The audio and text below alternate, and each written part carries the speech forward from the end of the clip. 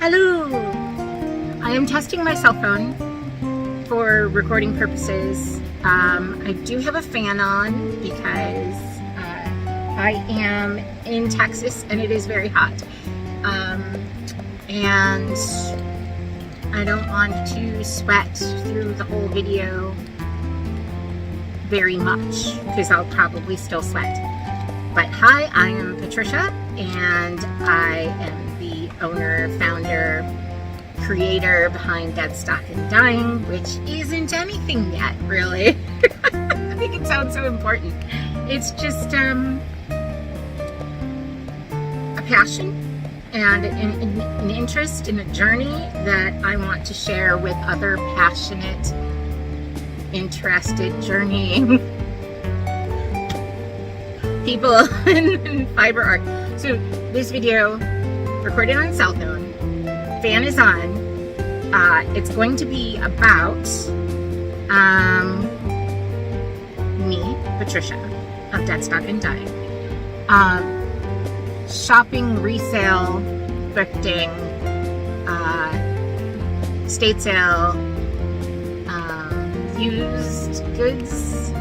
I think we all know that there are going to be some items in our collections that are, going to one day be sent to a thrift store or an estate sale, and they're going to be very well loved and much used. And I hope our family members will keep those. And there are going to be other items that were purchased and they were put into a storage bin and never used. But so there are going to be some great finds if you are just getting started, or if you have a tool that you need in your collection, or long-term a project that you have in mind and you're going to keep an eye out for specific items or not specific items, and you just want to go down a rabbit hole, as I do, and you don't want to feel really, really guilty about it. So if you don't know, I live in a vintage camper and I'm traveling the country studying, exploring regional textile history and basically shopping.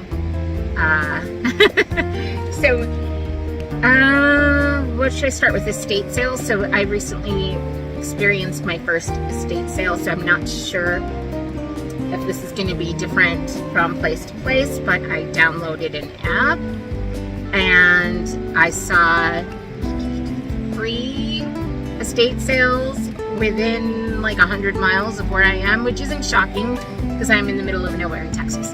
And there was one estate sale that was just in the next town over, and I did purchase a table saw. Future rabbit holes, guys. Like, I want to explore some woodworking, and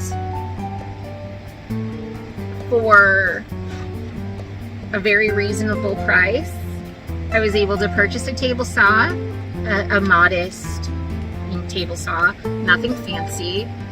And I don't feel bad about it. I don't feel bad about it at all. Maybe I'll be terrible at woodworking. Maybe I'll never cut a thing, but I purchased this table saw used and inexpensively. I'm sure it'll get used. It'll get used for something. And then I purchased, along the lines of fiber arts and sewing, I purchased in 1928 industrial heavy duty, super just heavy sewing machine. She's so cute. I'll see about inserting a picture. I haven't tried that yet. I'm gonna try it somewhere in here. Picture will be inserted, I think, or after.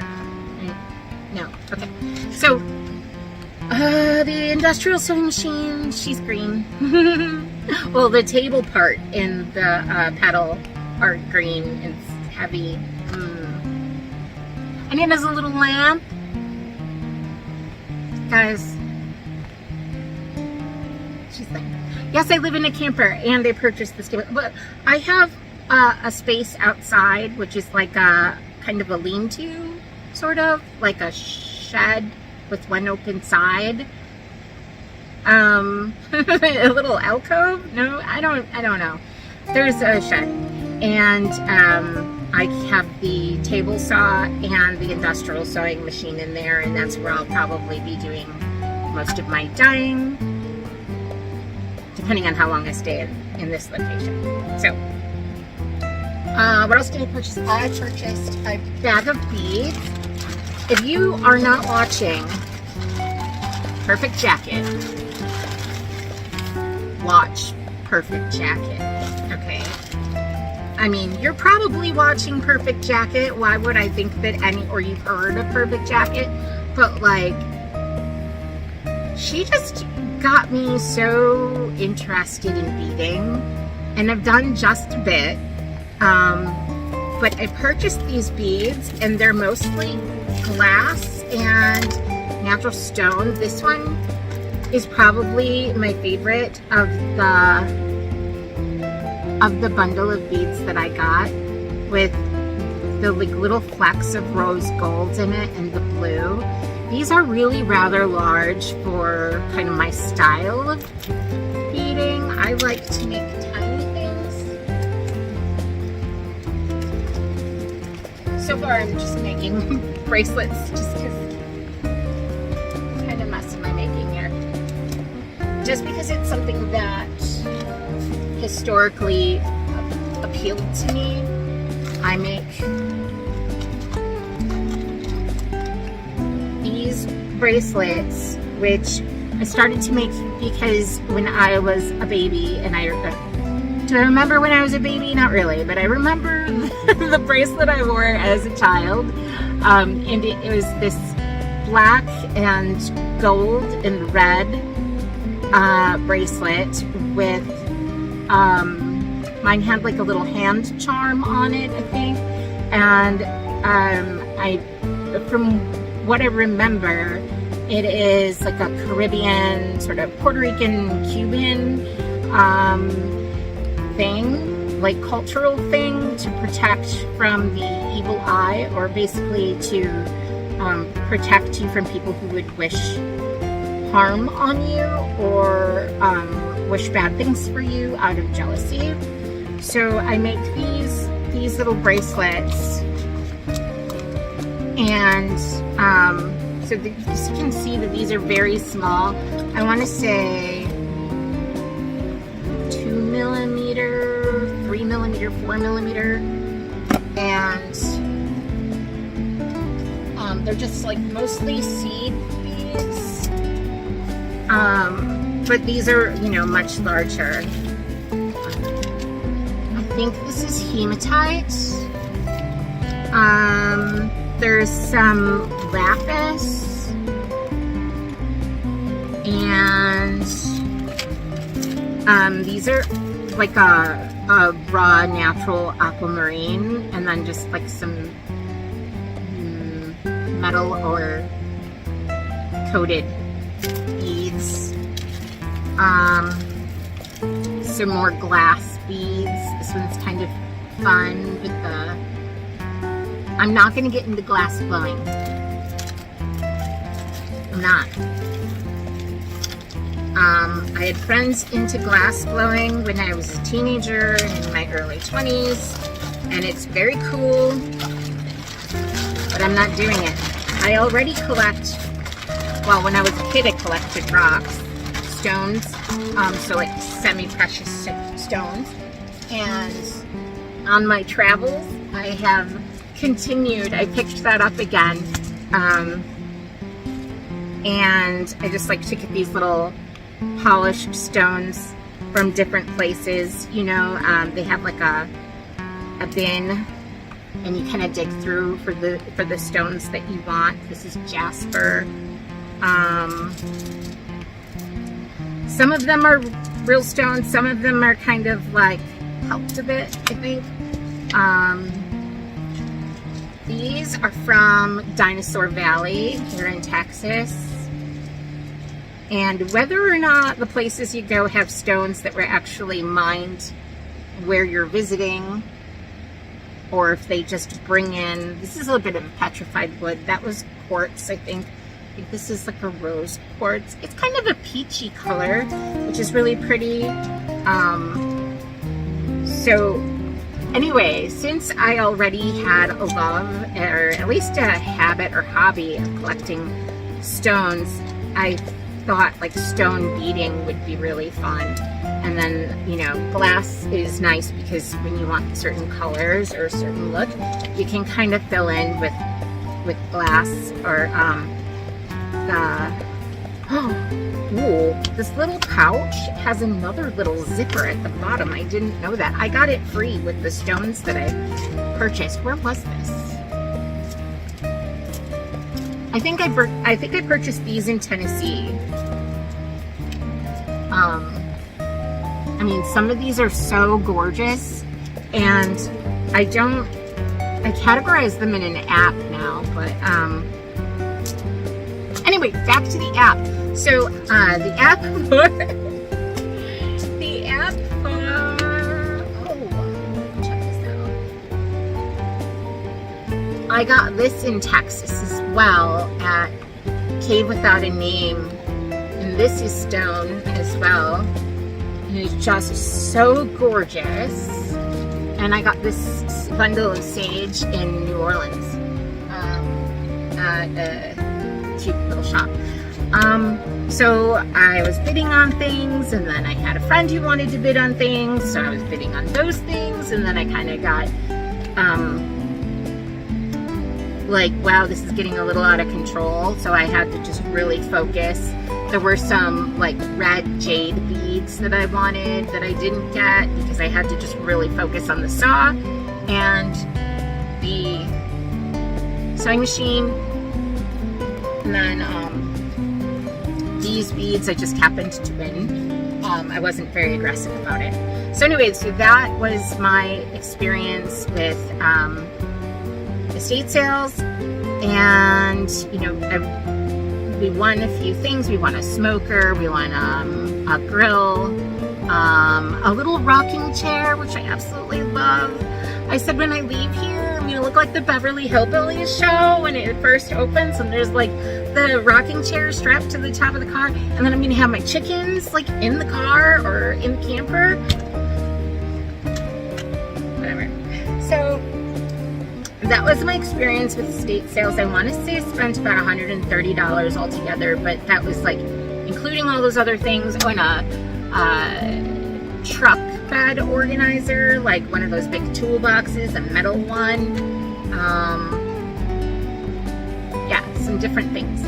So, I mean, the table saw alone, I could have spent $130 on and felt like that was reasonable. Or the sewing machine. I could have spent $130 on the sewing machine. I really could have. Tell me you wouldn't. Tell me you wouldn't. Nobody's watching this, so no one will tell me that they wouldn't. Okay, so then the other thing,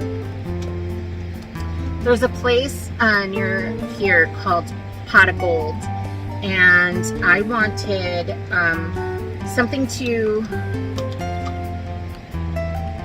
I had a pop-up, something to break down dye matter, dyeing material. So I have, specifically, I have some cedar root that I wanted to kind of chop up before I try to extract dye. And so I bought this little Black & Decker super 2-speed super chopper. It's kind of a food processor, but I guess it just chops, and it just has 2 speeds, and that's good enough for me for $4. So my my motto in life is there is a tool for every task, and second to that is I will buy all of those tools. So $4 for something to just chop up those roots for me. So hopefully this is powerful enough to get through it. If not, it could work for, you know, plants, you know, almost breaking them down to like a pesto size or something. I mean, it'll definitely have to strain it through like a tea towel, or even I have these large tea bags for like loose leaf tea. Oh, this is a really exciting one. So there's actually like 3 of these, but I had never used sulky threads before. I've always purchased Gutermann, and oh man, I might like sulky better. I haven't sewn with it yet, but just observing, looking, just from observation, I really like this sulky thread. So I have a few of those, and then I got another one. I don't know where it went. I got another one that is supposed to be embroidery thread maybe, but I'm gonna try to sew with it. I can't tell, it looks very thin. And I got a whole bunch of eyelet trim, you know, so like instead of hemming something, why not put an adorable hand-dyed eyelet ruffle on the bottom, right? And then this was in the like tablecloth and bedding area. Wow, Trisha, come on. So this is a synthetic lace, so there's some stretch to it. But this is all cotton, and I thought, like, if I dye it with something with a little bit of a rose tone to it, how pretty would that be? And then there's enough to make like a skirt or something. And I think this was $2. There is a slight stain to it, but before I try to dye it, I might do a little OxyClean action on it, and then super rinse it and mordant it and see what happens. But at $2, if it doesn't turn out the way that I was hoping, then it doesn't. I got some very old, it says patents pending on it.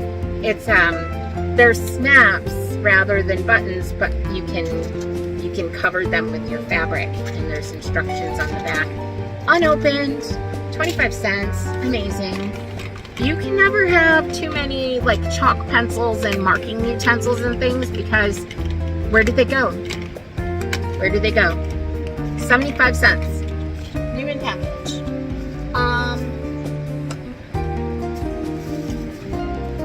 Another thing that I did while I was there is instead of having everything put in plastic bags, even though they're being reused from, you know, shopping bags, I got this fun pillowcase.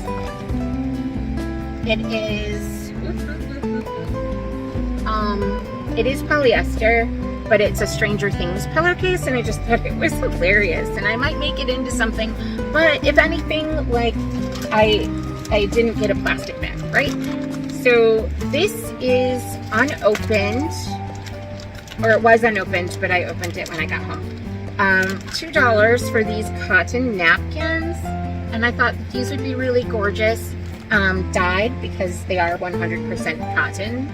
And then, and I'm gonna go back and forth between cotton and cotton, because I don't know, I do that. And then these buttons, are really gorgeous. They feel like they are metal, or at least a very hard or coated with plastic or something, because they're not very heavy. Or they could be glass. It doesn't say. It says made in Haiti, but they are beautiful. They're kind of like a blue-black, I think. I also got the sashiko embroidery threads. I looked them up. There's 4 of them, 4 of these, and I got them for $1.25. The 5-pack on Amazon is $9. So I'm going to dye those as well. What did I do? Zippers. It's a brown metal zipper, more eyelets. Let's see, what's this? Oh, more of that sulky thread. After I sew with it, I might be converted. It is possible that I will not purchase Gutermann everything just on just on a default, you know? I mean, I'm sure one is not necessarily better than the other, but if there's a sale or if I just like one color better than the other, I will be, oh no, big mess, one sec.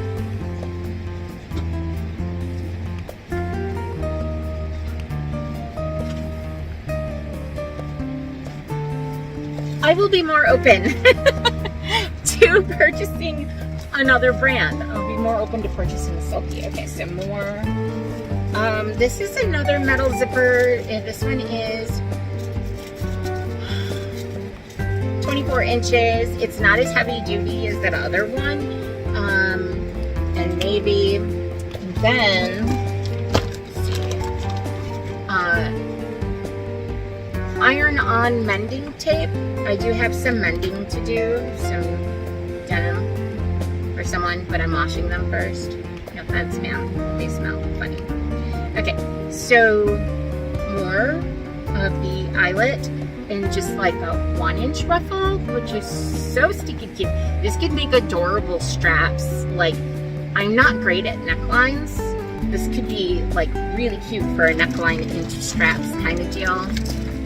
Another metal zipper, white. I don't remember how much these were.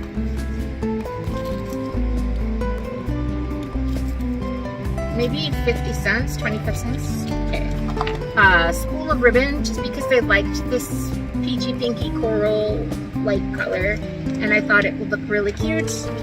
And then this whole bag of wood spools that, oh, wait, that I purchased just for the spools because I want to put my hand-dyed ribbon or threads on wood spools. These would be vintage wood spools. So super fun. I will try to use some of these threads too. Why not?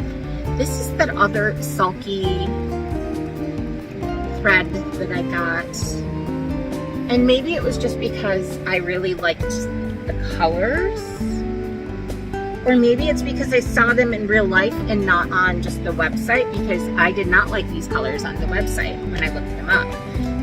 In person, they're so much more gorgeous. So yeah, I love these, all for the wood spools, but this is actually clear thread, which is fun. Some of these colors are actually pretty, and I know that I would use them. But some of them are just kind of like, maybe I could use them for mock-ups, because I make mock-ups. No, I know. Okay, so that was one trip. Oh, I forgot something important. This curve and straight edge. The sewing organizer, New Orleans, Louisiana. It's definitely vintage. Someone had written on it, directly on it, and I think that's cute. But when I purchased it, they were pricing it right then, and they wrote directly on it with Sharpie. So I can probably get that off maybe with a little nail polish remover or rubbing alcohol. I haven't tried yet, but 75 cents for this lovely, I like the little diagrams on there too. Those are great. This is great. It's gorgeous. I mean, on this side, she doesn't have a hole in her face, so that's nice. But I could hang it. I love it. Very useful. And this table, my table has a cutting mat on it, so I've just been leaving it right here on the table. And then sometimes I'll purchase men's suit jackets, like if they're tweed or silk or linen. I'll purchase them for the fabric, and I always think I'm going to make something really great with them, like a bag. because men don't wear suit jackets to work all the time anymore. So there's like tons of them, and beautiful, beautiful wools, you know, typically for about $5, especially at Goodwill. You can find them. You can make slippers. You could make handbags. We just have a cloud, the one cloud over the whole state of Texas right now. Thank you. And then I don't know, you could make a bunch of things with them. Why am I blinking like that? I don't know. So I have those.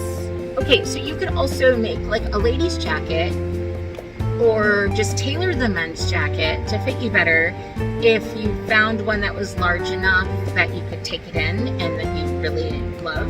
I am a little busty, so I tend to not find jackets that are big enough where I could then take them in, because my bust is 49 inches. Part of that is because I have scoliosis, so my rib cage is actually kind of wonky, and because my spine is very, it's not even curvy anymore, it's more like a lightning bolt now, because I have like nerve damage. Anyway, enough about that, because the blinking, right? But I have a hard time finding men's suit jackets that are big enough that I could, fiber, am I right? That I could tailor it then to fit me. I prefer to make other things.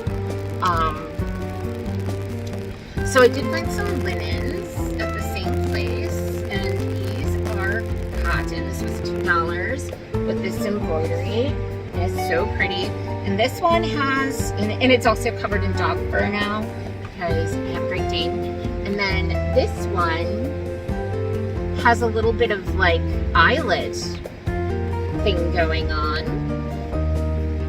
And embroidery, which is gorgeous, and it's a really big piece, and it wasn't priced, and I said I'm happy to pay $2 for that as well, since the other one was marked $2. And they were like, well, okay. And then I unfolded it later and saw that it was only supposed to be $1. But that's okay, because it's all for charity, right? Okay, I also found a bunch of unopened needles. There were just a ton of them, and I didn't want to be super greedy, so I just got kind of one of each, but I also kind of wanted to be super greedy. This is for mending, a little needle kit for mending, and there were a few pieces missing, but it was $1, so whatever. And then this is a like loop turner, and I've always wanted one of these, but I was like, you know, just do the work, right? But now I have one for $1. 50 cents. It was 50 cents. I got some more buttons, which these are just plastic buttons, but I did think that they were pretty. Permanent fabric tape. Remember, like, what was it called? Stitch witchery or whatever. That's what I used in high school when I didn't know how to sew yet. But everything was pretty much, what did I do? I safety pinned it eventually anyway. And I got these metal buttons. And these are also plastic, but I loved the kind of like ambery, glowy browns. So pretty. Some more metal. These are shank buttons. Most of them are like that there. This is a zipper pull, or a zipper pull. Okay. Why am I being weird? Hook and eyes. 25 cents for all of these. Come on. I'm going to use them. I'm going to use them. They're not going to end up in my estate sale. Okay. And then I just thought these were really cute little like rosettes. Just adorable. So, what else? What else? Oh, my favorite thing out of this this trip to Pot of Gold. And I mean, I've been going to different resale shops, thrift stores across the country while I'm traveling, and I've found little bits of great things here and there, but I've also left with nothing before. I've left with amazing dyed yarns that, like, whole skeins, that were just gorgeous for like $1 or 50 cents. That would have been $30 in perfect condition. Anyway, so I got this little loom. Hello, little loom. So cute. And it has the instructions in it, and it has the metal, you know,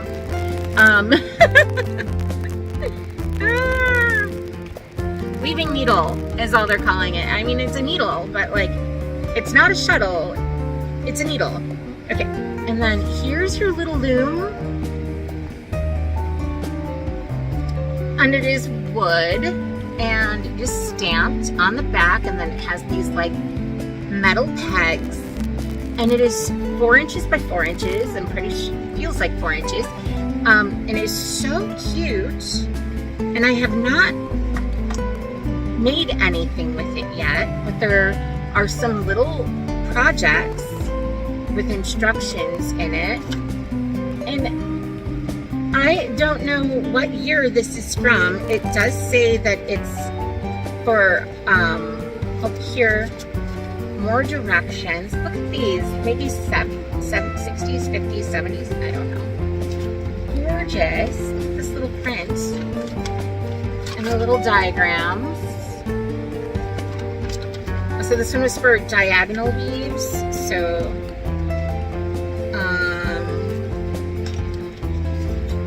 weave it. So simple. Weave the modern way. It's so easy to make lovely things. Yeah, of yarn. Lovely things of yarn with Weave It. Okay. But look how pretty she is. She's weaving. Medford, Massachusetts. And there's a lot number on it, but all of it's there, and it's just so stinking cute. I do have a little loom that I purchased online that's like, makes 2-inch and maybe 4-inch swatches, but it's more like, it's not a peg loom. It's not a peg loom. It's like a, almost, is it a peg loom? It's not a peg loom like this is a peg loom, and it is a new version, and it's maybe a little bit, like, I like the way it's designed, but this is definitely a more simple design. Oh, a little double needle in here. I didn't throw that one in. So, I mean, I spend less than $30 every time I go to one of these little shops. I have a couple of books that I purchased too, but that's already over with all of my books. That's all 14 feet that way. Oh, well, 10 feet. But that is my thrift store haul. And you can, I mean, definitely find great items, useful things that maybe you're just interested in trying. Maybe you're interested in getting into mending, and just that little needle mending kit would be a small investment in keeping you from purchasing more new material and adding to waste and landfills, and and buy a 50-cent pillowcase while you're there, and maybe you think the pillowcase is pretty and that you're going to make it into something else later, a child's dress or something. Like, I don't know anyone that I would wish polyester upon in Texas in the summer, but I do like that little pillowcase. they were just unpacking it, and I thought it was just adorable, and I had to have it. While they were pricing it. So yeah, you don't have to spend a ton of money, and you shouldn't. You're gonna find more interesting things going into a thrift store here and there. When you're in another town, stop into whatever they have, a Salvation Army, a Goodwill, Pot of Gold, America's Thrift Store. I've seen a lot of smaller church thrift stores as well, resale shops that are specific to a local church. So it doesn't have to be any of the big ones. You are going to spend more money if you go to a vintage shop or an antique store. Like the wood spools were 50 cents for the smaller ones and $1 for the larger ones at an antique store, and I got that whole bag for $6. So definitely saving some money there before you even consider going into, well, still going to the vintage shops and the antique stores because they're fun. But, you know, maybe before you go into Joann's, stop into, or Joann Fabrics, stop into a thrift store and see what you can find. Possibly unopened, never used, on the cheap. If you are thinking, hey, maybe I'm going to need a 6-7 inch zipper sometime in the future in neon green. It's 50 cents, it's 25 cents, it's $1, whatever. Have fun, right? Or even for your mock-ups or for your wearable toiles, you know, muslins, whatever you like to call it. These materials could be fantastic for that, and you don't have to, and you're not contributing to waste. So that's a big deal with dead stock and dying, is to sow and create sustainably. But I want cool and fun and interesting and pretty things too. So thank you if you watched this. You're the best.